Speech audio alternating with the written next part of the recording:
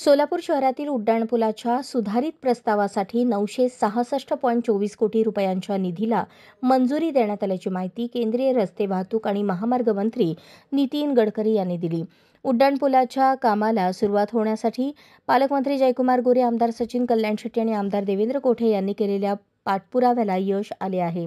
2015 साली सोलापूर शहरातील जुना पुणा नाका ते पत्रकार भवन तसेच जुना बोरामणी नाका ते पत्रकार भवन असे 2 उड्डाणपूल मंजूर झाले आहेत. उड्डाणपूल मंजूर होऊन 9 वर्षे उलटली तरीही तांत्रिक कारणांमुळे उड्डाणपूल बांधण्याच्या कामाला विलंब लागत होता.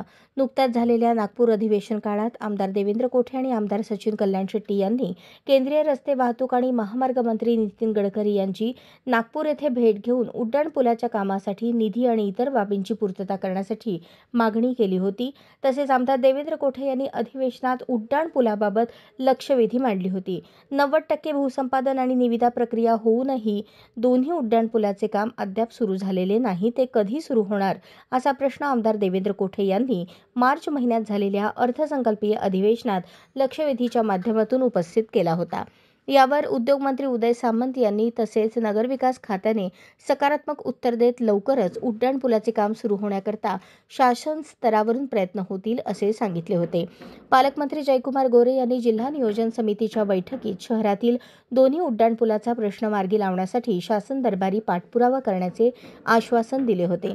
सोलापूर महानगरपालिकेचे आयुक्त डॉ. सचिन ओंबासे यांनीही उड्डाणपुलाच्या निर्मिती प्रक्रियेला वेग येण्यासाठी नियमित पाठपुरावा सुरू ठेवला आहे. पालकमंत्री जयकुमार गोरे, आमदार देवेंद्र कोठे आणि आमदार सचिन कल्याण शेट्टी यांच्या यशस्वी पाठपुराव्यामुळे केंद्र शासनाने सोलापूर शहरातील दोन्ही उड्डाणपुलांसाठी 966.24 कोटी रुपये दिले आहेत. आता उर्वरित भूसंपादन आणि तांत्रिक बाबींची पूर्तता झाल्यानंतर उड्डाणपुलाच्या निर्मितीची प्रक्रिया मूर्त स्वरूपात येणार आहे. अशाच नवनवीन अपडेटसाठी जनता राज्य न्यूज चॅनलला सबस्क्राईब करा, लाईक करा आणि शेअर करायला विसरू नका.